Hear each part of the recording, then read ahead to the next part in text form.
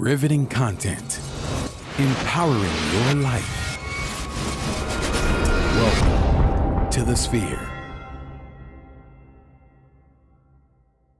This episode is sponsored by Dr. Taraya M. Richmond, PLLC. When it comes to your family's health and women's services, and you're looking for excellence in healthcare, look no further than your family medicine physician, Dr. Taraya M. Richmond, PLLC. Call Dr. Richmond today at 713-453-6962 to schedule your next appointment. Looking to advertise? Join the Sphere's vast demographic reach of thousands of people all over the world. Send an email today to advertise@thesphere.tv or call us at area code 832-772-7789. KOG and Company. Are your unique gifts and talents changing the world? Do you desire to belong to a community of unity? Visit KOGpassion.com to learn more about the Unleash Your Dopeness movement.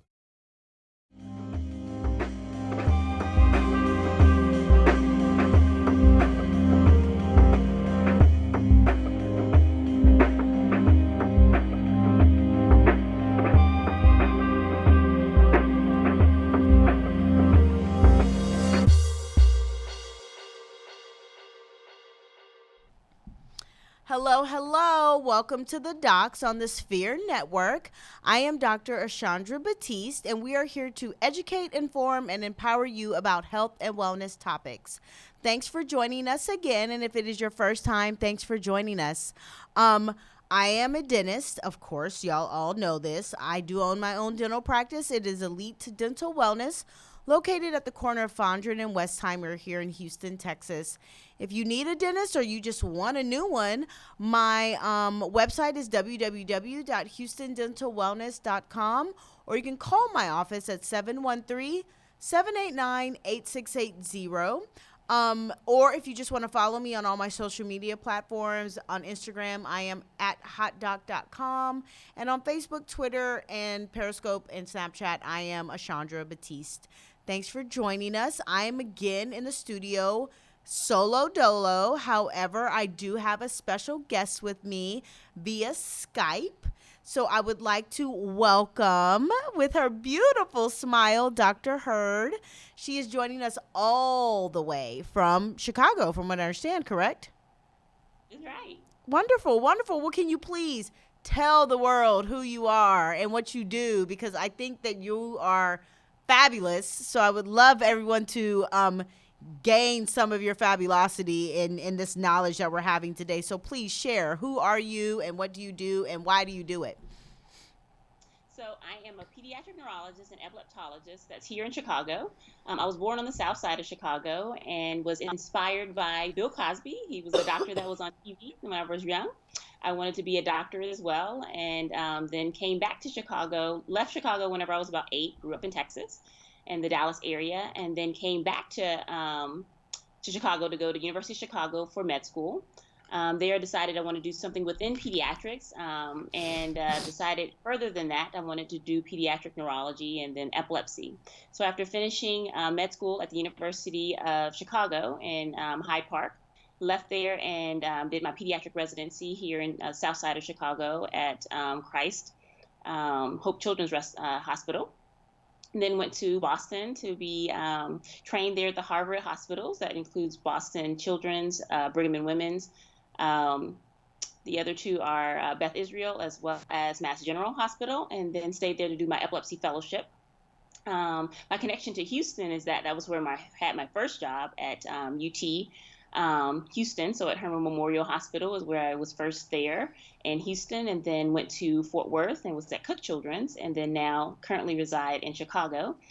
Here I'm the division head of pediatric neurology and epilepsy, and I am affiliated with North Shore University Health Systems.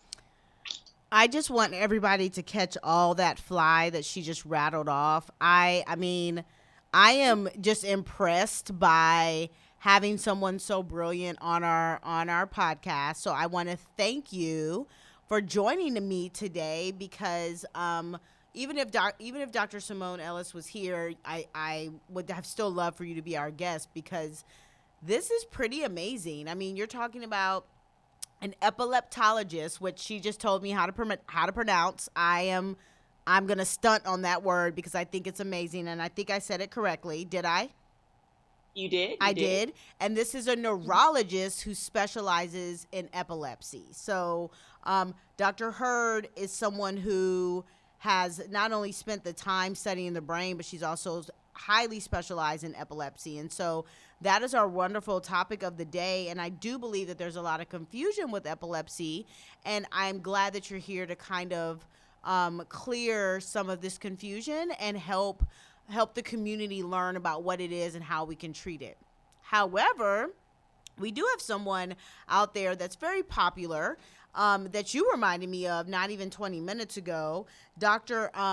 Jesus Lord, not doctor. I mean, he could be a doctor of rap, doctor of lyrics, doctor of word art. Lil Wayne has been more recently diagnosed with epilepsy. And from what you know, Dr. Hurd, what is it that he's actually been double cupping all year despite battling seizures? So tell me what you think about this. I mean, of course you're not his treating doctor, but from what you know, tell me what you think. So, I mean, his epilepsy has been something that he's battled with throughout, childhood until his now adulthood. I think that many people probably thought that his seizures sort of came from the use of illicit drugs, and it's not that. I will say that whenever people get older in entertainment, and his field of entertaining is very difficult for people that do have epilepsy, because sleep deprivation can definitely cause you to have epilepsy. Not eating right can cause your seizures to be uncontrolled. And obviously not being able to take your medication can do the same. And so those are likely the causes of the exacerbation of his epilepsy, his lifestyle. And I mean, I didn't even know that he had battled with epilepsy his entire life. I mean, I wish people would be transparent with some of this stuff. Like, it would have been nice to, not that we needed to know that, but like, there are people who struggle with things in private, meaning, diseases that people don't understand, lupus and all these other diseases. And then you have a superstar that has a very confusing disease, that kept it under wraps, and then people immediately affiliated with him using illicit drugs. Like, period, point blank, it was illicit drug use that caused him to have his seizures. And that's not the case. The case is that he struggled with them his whole life. However, his lifestyle, the drug use, the lack of sleep, the food, all these things contributed to them becoming worse. And people I don't think people knew that. Like, I know I didn't know that he was epileptic. And so there's many other people that are epileptic or have had seizures. Like, for example, Danny Glover, he had seizures as a child. Prince had seizures, and he actually wrote about it in one of his songs. Many of the other large names that we sort of frequently sort of think about, like Michelangelo, Aristotle, there's a whole list of various people. FloJo, she had epilepsy, and she happened to die in her sleep because of a seizure. And it sort of brings up another... Yes, remember I was saying, like, there was somebody in my head, and I was like, God, who was it? And it was FloJo. And FloJo, for those of you who don't know, was a track superstar, and she was amazing. And I wanted to be her. She had the longest nails, and her hair was always done. She was gorgeous.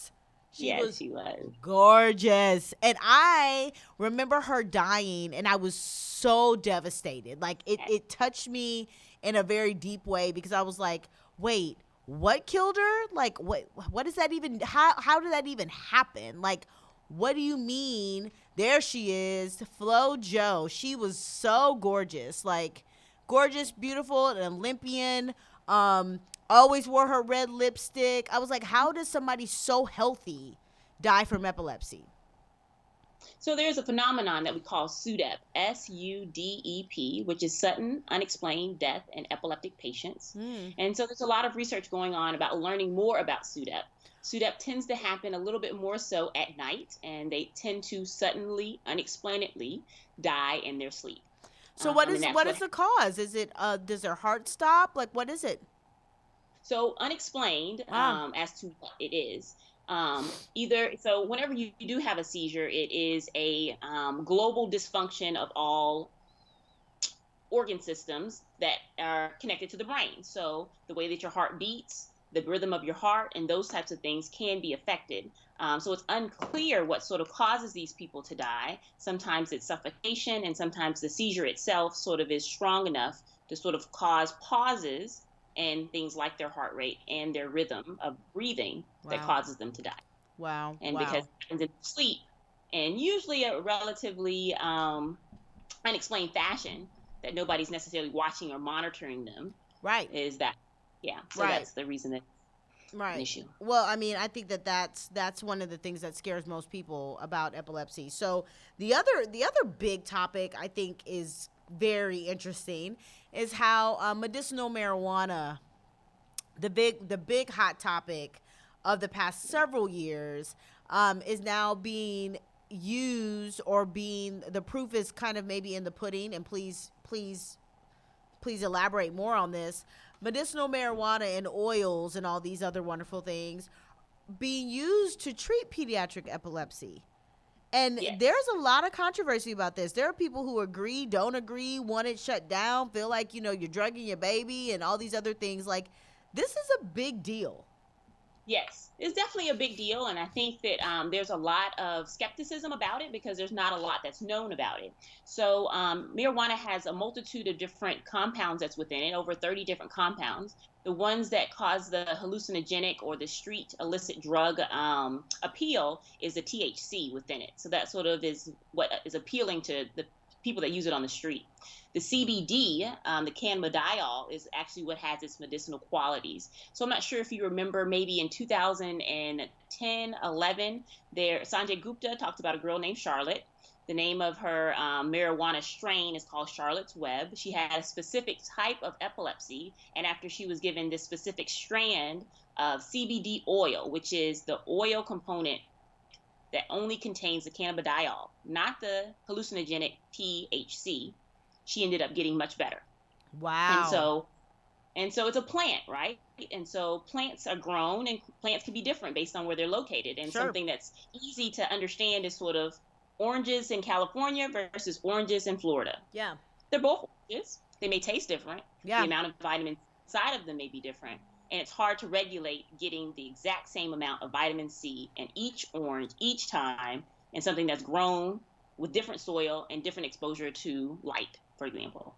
Right. So something that would be Charlotte's Web grown in a basement somewhere may not be as truly Okay. therapeutic as something that's grown in fertile soil with proper sun or whatever. And so that's where a lot of the controversy comes in, because it is unregulated, and because it's a plant, it can be grown anywhere. And then people are actually trying to extract the oils out of their plants, which, I mean, clearly there's like YouTube videos on how to do it, which I think is crazy. That's just like when people come to tell me, they have a toothache and they learned about it on the web, right? You're always like, wait, no, hold on.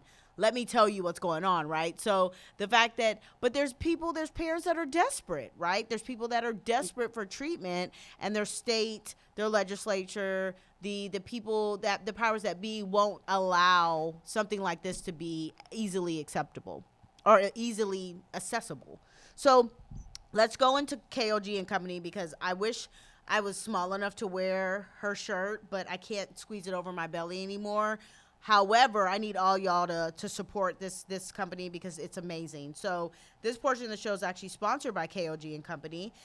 Are your unique gifts and talents changing the world? Unleash Your Dopeness is a people empowerment movement built to encourage the masses to operate outside of their fears and have the gall to recklessly pursue their dreams and passions in life. Join thousands of others as we unlock the greatness that dwells inside. Shop dope gear at kogpassion.com. That's kogpassion.com, and use coupon code DOPE with an exclamation point for 10% off exclusive Unleash Your Dopeness apparel. Act now. Sizes are selling out fast. So I got my size. I told her I want something I can wear after the baby. And so I may even wear it in the hospital to tell my baby to unleash her dopeness as soon as she comes out. So y'all go support KOG and Company. Okay, so for me, this is my personal opinion, and I know that it's probably not popular per se, but it's going to happen. I think Texas will eventually pass a law to eventually. I don't know when, I don't know where in like the totem pole we're gonna fall, but there's too much research that's out there suggesting that medicinal marijuana can help these patients that are dealing with serious, chronic, and even acute diseases. And one of them being epilepsy. And are you getting in Chicago? Are you getting patients that are either leaving to go find treatment other places or picking up and moving? So it's a lot of people so here they have a dispensary. The dispensary is can't have a medical affiliation. It cannot. It cannot. It cannot have a medical affiliation. So sometimes the people that are working there are horticulturists or cultivators, but not somebody that's within medicine, somebody that can grow plants. And so their level of understanding may not be the best. But as a physician, oftentimes the problem is knowing how to dose the medication. So if you have orange in California and you have orange in Florida, is that vitamin C going to be the same? Do I need to give you an orange and a half or not? And then whenever you say that you've had change since you've been eating the oranges or taking the CBD oil, is it because of the CBD oil that I've given, or is it just because of something separate? So whenever you complain of side effects, I'm unclear what to do and how to redose that, because it's an oil. So oftentimes for the kids, we'll put them in brownies, we'll put them in cookies to make sure that they eat it. So are you taking a full brownie? What's a full brownie? Do you take a full cookie, or is it a mini cookie? What's a mini cookie? Right. So I mean, the fact that the science isn't necessarily new. I won't say it as being new. I will say that it's now to the forefront of people wanting to hear more about the option of it being less of a stigma to being used for treatment. So I think that over time there will be a way to regulate this oil or brownie or cookie or lollipop or whatever, because I mean all medicine started somewhere, right? So like everything started somewhere, and so to regulate it, it's gonna take time. But I would assume that there's some major obstacles in this because of the fact that it can be grown in my backyard, not my backyard, but it can be grown in a backyard. Yep, exactly.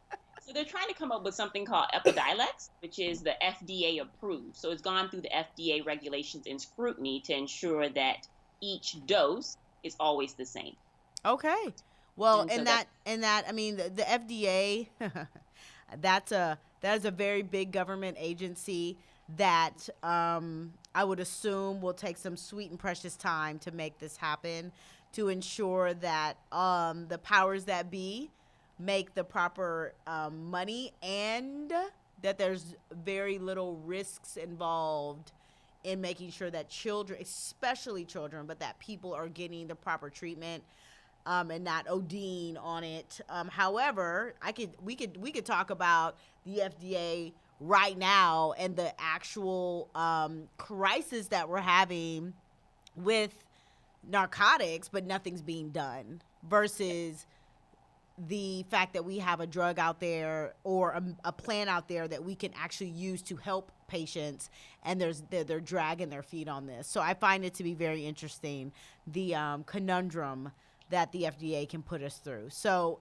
that can be a whole nother day and a whole nother topic. However, what we are going to do right now is we're going to end our Facebook Live session. I appreciate everyone that has followed us. By the way, Dr. Richmond, do you know Dr. Richmond, Tiara? She said hey, just so you know, on Facebook Live, she said hey.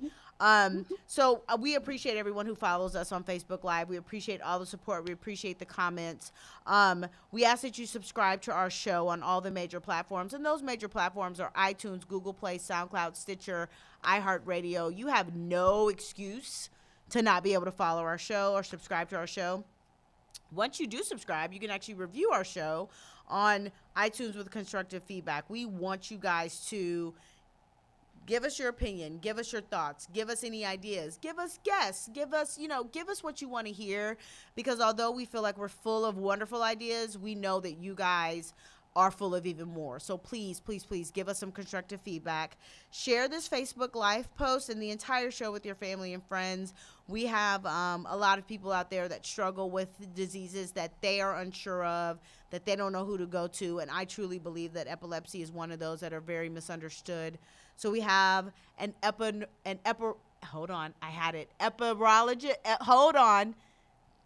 Epileptologist. Epileptologist on with There us you today. go. I need to write it down. An epileptologist with us today. And so I feel like she is full of knowledge. So please share this with your family and friends.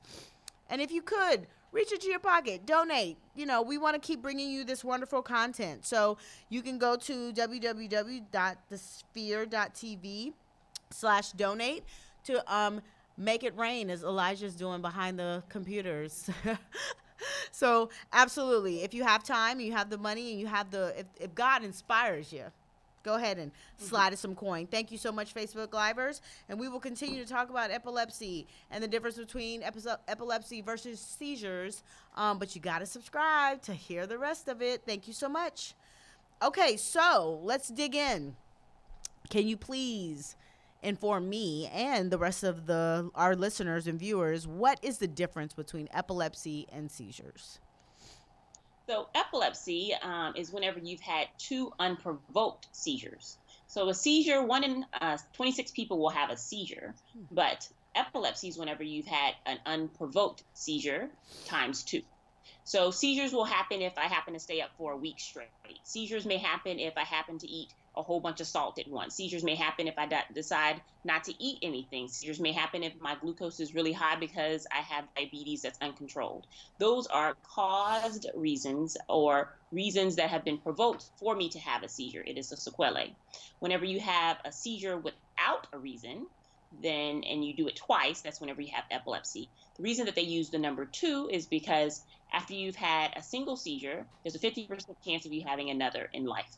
After you've had 2 seizures, there's an 86% chance of having a third. After you've had 3, there's a 96% chance of having a fourth, and that continuing. And so that's why we treat after they've had 2 seizures and giving them the diagnosis of epilepsy. So I guess one of the biggest things that, I have two children. I have an 11-year-old and have a 4.5-year-old. And neither one of them have ever had the febrile seizure. However, to me, that's a very common one that people with children, they've experienced. It's one of those, your baby gets a fever, it either gets high and it stays high for a little too long, or it spikes up, shoots through the roof, and the child has a seizure. Those are, as you're saying, provoked, right? So that is a provoking, which is not leading you down the line of epilepsy, right? Because if your child has another fever and you have another febrile seizure, it's still a provoked situation, correct? Exactly. Okay.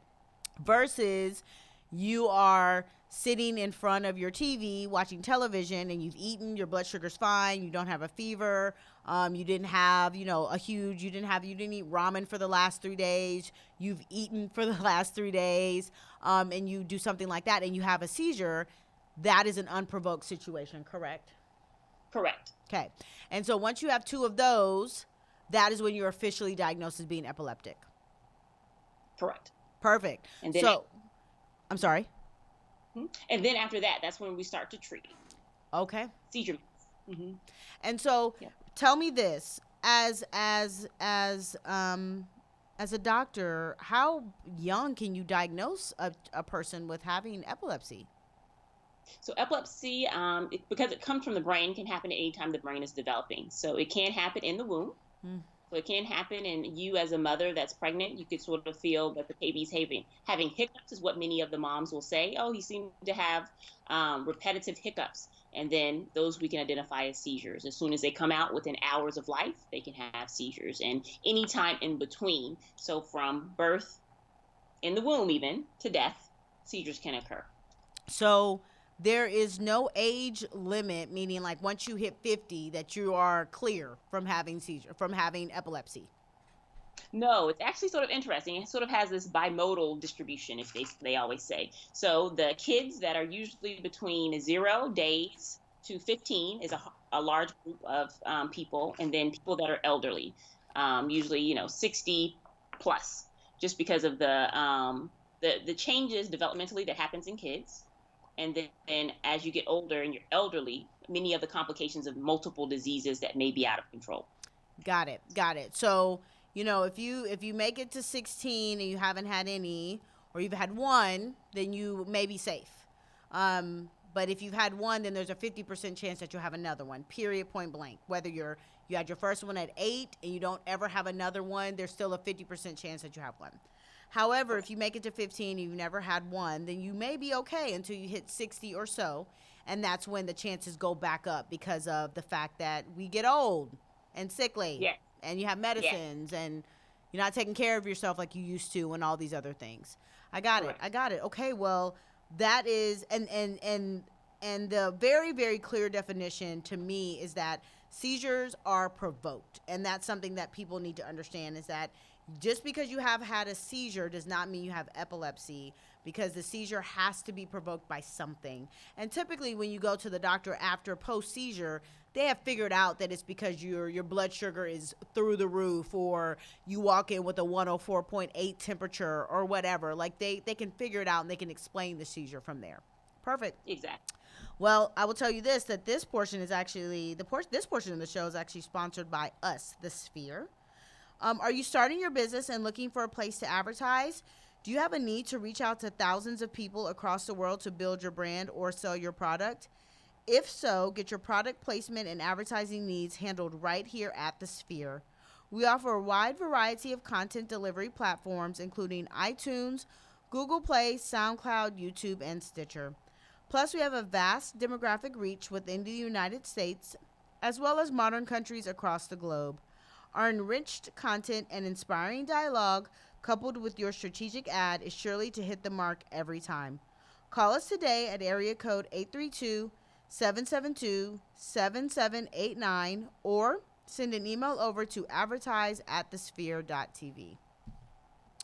Okay, so Dr. Hurd, if you could please give me the types of epilepsy. We've talked about what's the difference between seizures versus epilepsy, but from what I understand, there's several different types. And every time, and I've learned this probably every year of my my education, because I swear you start learning about epilepsy in high school or so, biology, and then you go through college, and people like us take a lot of sciences, right? So biological sciences. So I feel like I've heard, but I could never tell you right now the differences, like the types. I could never tell you. So break these down for me, please, because I'm going to walk away being able to actually articulate the types of seizures. I mean, the type of epilepsies. So there's different ways in which you can classify the epilepsies, sort of based on when they sort of had their onsets. So there's the neonatal epilepsies, there's childhood epilepsies, there's juvenile epilepsies, and adult epilepsies. And those are sort of like the broad ways to sort of classify them. Whenever you look at them visually, there's certain epilepsies that are the classic ones where they sort of may fall on the ground, jerk and shake. They might bite their tongue. They may sort of urinate on themselves. That's what most people consider generalized tonic-clonic seizures, or grand mal seizures is what they may say. There's something that's in between, whenever you don't lose consciousness, but you are not talking or acting normally. You may know what's sort of going on, but not acting normally. There are other ones where you may be just those are sort of what they consider to be absence seizures. They used to call them petit mal seizures. That happens a lot in childhood kids, where they may sort of blink a lot. They may have some eye deviation. They may sort of play with their lips a little bit and have a behavioral arrest. And then there's a multitude of things in between. Seizures is just mainly a aberrant amount of electrical activity coming from the brain as a whole, generalized, or from a portion of the brain, partial. If it's coming from a portion of the brain, it will make whatever portion of the brain that it controls abnormal. Seizures can be as subtle as goosebumps, to facial flushing, to coughing, and that's all dependent upon what area of the brain that the seizures are arising from. So if it's as subtle as goosebumps or even facial flushing, because I mean, goosebumps can happen right now. Like I can just be covered in goosebumps. How am I to know, or especially as a parent, how is a parent to know that that is actually a potential epileptic episode? So it's usually repetitive. And then there's usually a feeling to let you know it's different than the normal set of goosebumps. Okay. Goosebumps, when you have them, generally are all over your body. Sometimes people will have them just on one half of their body. And you look at their arm, and the hairs are standing up on their left arm, but not standing up on their right arm. What about the coughing? Coughing. So if epilepsy may come from a coughing center, I have a story whenever I was a fellow of an older lady that had a previous brain surgery. And she had this terrible cough, and she would cough and she would remain coughing for 15, 20 minutes. During this time, she wasn't responsive. She would cough, her husband would call her name, she wouldn't answer him, she would continue to cough. She ended up having a workup that included a bronchoscopy looking down at her lungs, a biopsy of her lungs. There was question if she had infection. She ended up having antibiotics given. We put the EEG electrodes on and recognized that whenever she did have these coughing fits, they happened to be seizures. Wow.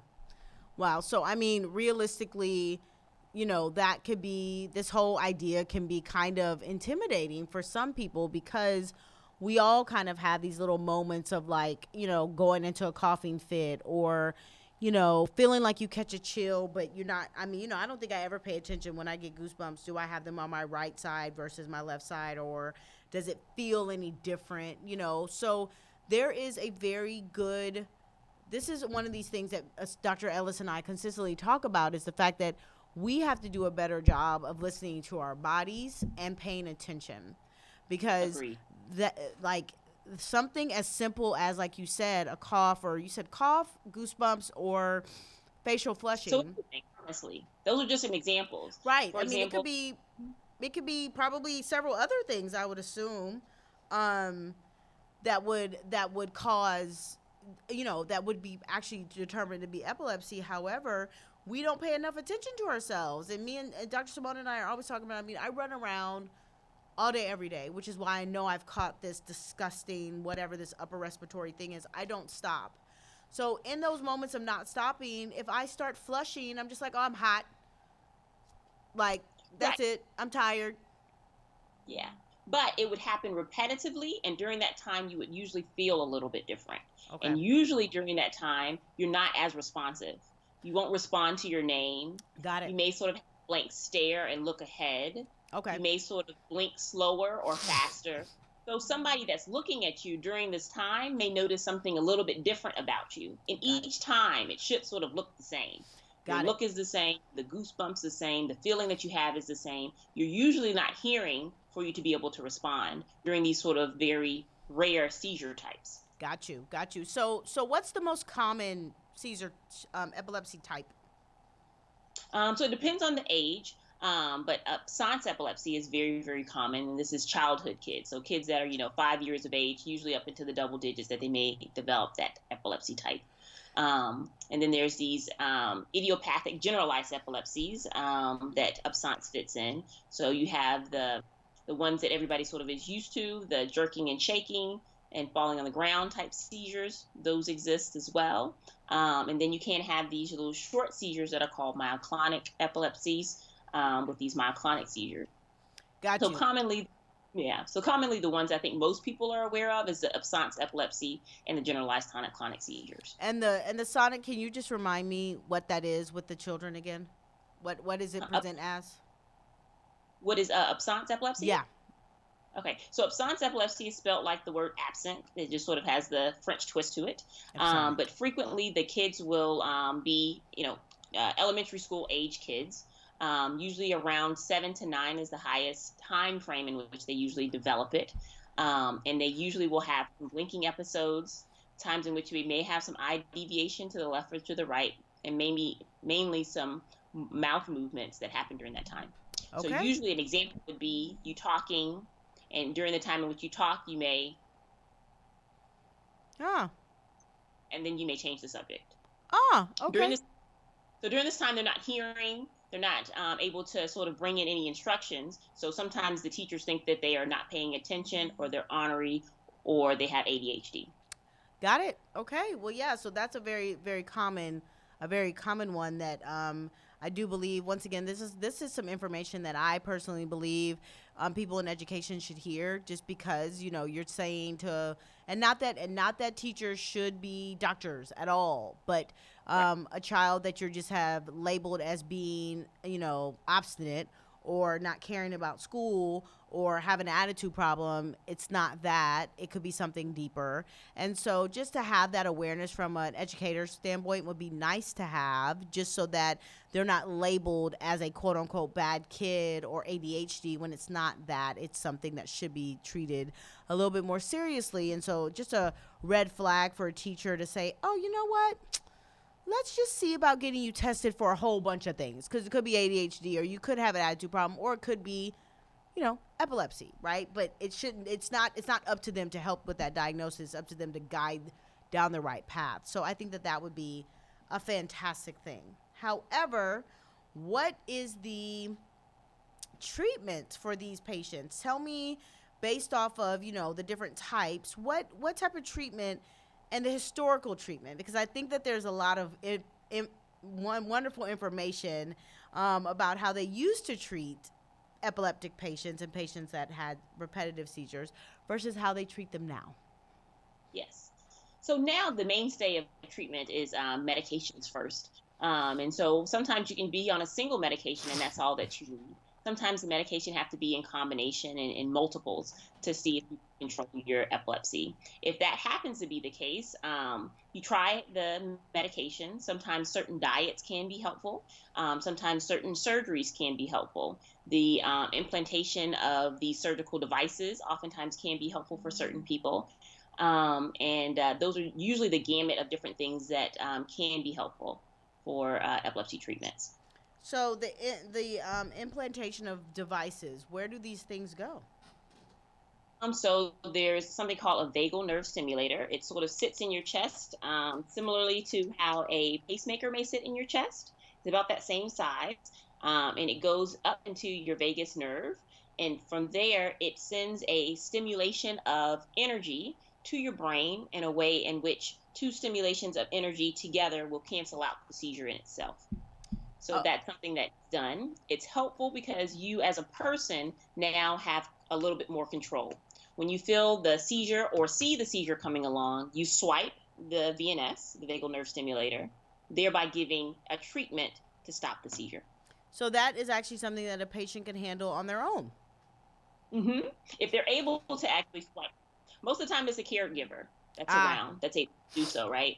So, the parent, the husband, the wife that's able to say, okay, this person's having a seizure. Let me do what I can to stop the seizure. got it. And does it stop it immediately, or does that vagal nerve stimulator take a little time? No, it should usually stop it immediately. That is a really cool treatment versus Yeah. historically they used to do all kinds of stuff to patients. Yeah. And I think that is something that I think people really honestly could be fearful about out there, as far as what they did in the 50s and 30s and 40s with these patients. What give some of the horrible stories that these patients went through back in the day. Yeah. So when it comes down to surgical options or surgical surgeries, the temporal lobe, which is something that's sort of located sort of right behind your ears and right behind your eyes, if you will, is the temporal lobe. And that's where many of the seizures come from, especially in adults. And they oftentimes do a lobectomy and remove the temporal lobe.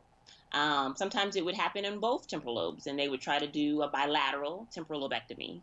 And you need one at least to sort of maintain your memory. And oftentimes, people that can't have temporal lobectomies will lose their memory and have a terrible amnesia or go crazy if you remove the frontal lobe, which happens to sort of control a lot of your inhibitions and your personalities. So, different lobectomies sometimes can cause detrimental deficits that used to happen much more frequently times past. And I'm going to ask you a question, but let me get to Dr. Tiara Richmond's ad because we both love her and she is Yes, we do. fantastic and she deserves this wonderful spotlight. So this portion of the show is actually sponsored by Dr. Tiara M. Richmond, PLLC. Finding excellence in healthcare is no easy task. When you begin that journey, look no further than your local family medicine physician, Dr. Tiara M. Richmond, PLLC. Dr. Richmond offers an array of services, including pap smears, breast exams, STI screenings, contraceptive management, prenatal care, and so much more. Call Dr. Tiara M. Richmond, PLLC, to schedule your next appointment today at area code 713-453-6962. Yeah. I love it. Oh, God, did you get that, Elijah? The heart, did you get it? Little heart. That's the love to Dr. Richmond. That's the love. That's She right. is amazing.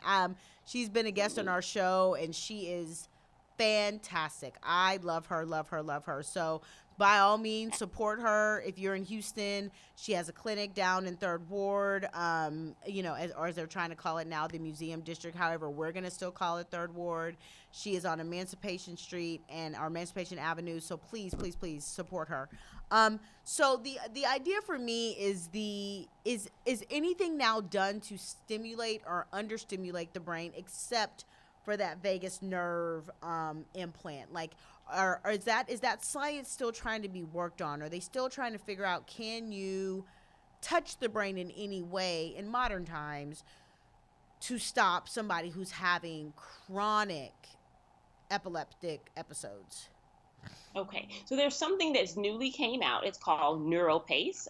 The acronym is Responsive Neurostimulation, RNS. And so the beauty of the NeuroPace is that it actually is implanted in the brain itself with electrodes in the area that you feel that the seizures are coming from.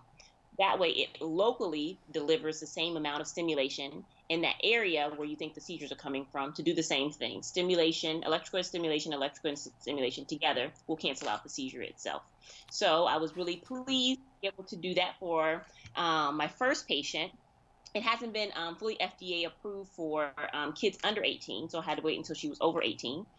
We did this just recently, a couple of days ago. Wow.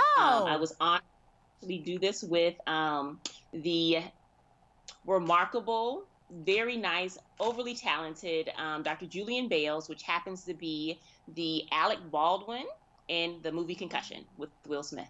Wow. So I'm that's really cool. so very, very excited about that. Oh, and so my this gosh. that comes to see me all the way from Indiana, all the way to the north side of Chicago. This patient, the patient that you're speaking about.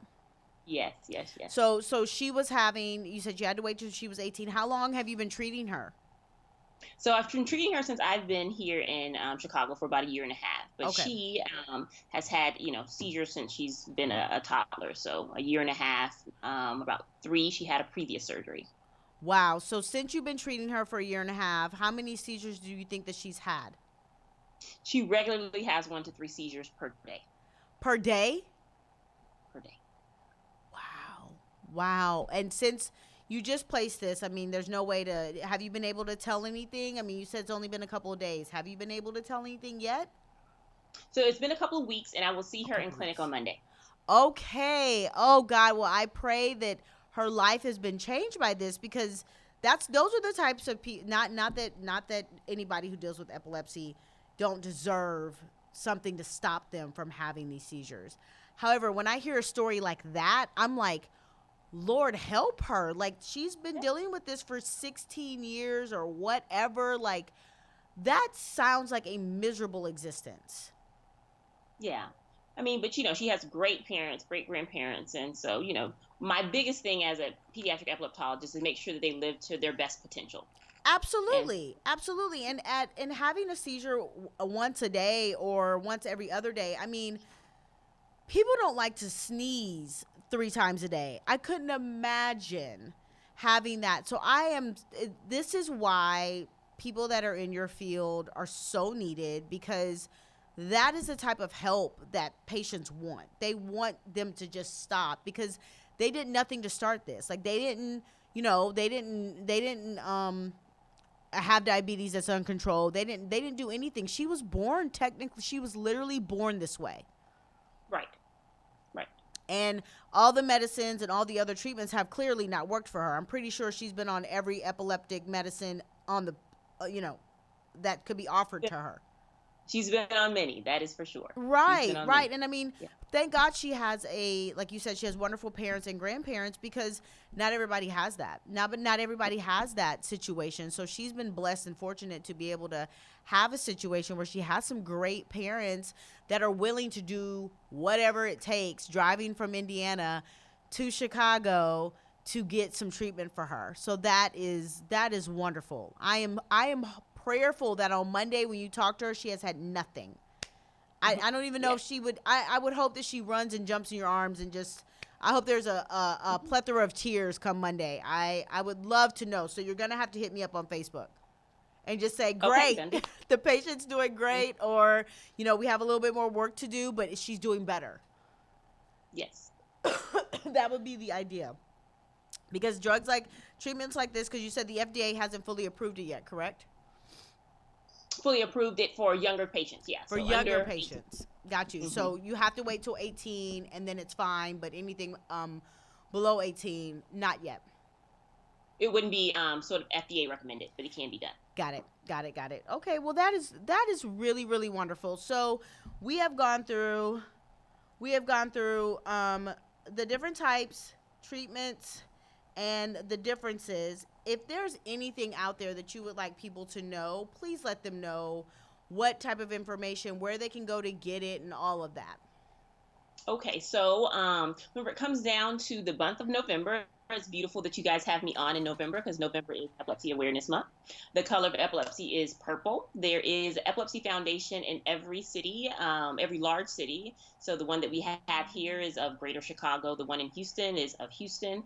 And the Epilepsy Foundation, the EF, or epilepsyfoundation.org are great places that you can get good information about epilepsy. There's another one called seizure.com that you can go there just as well.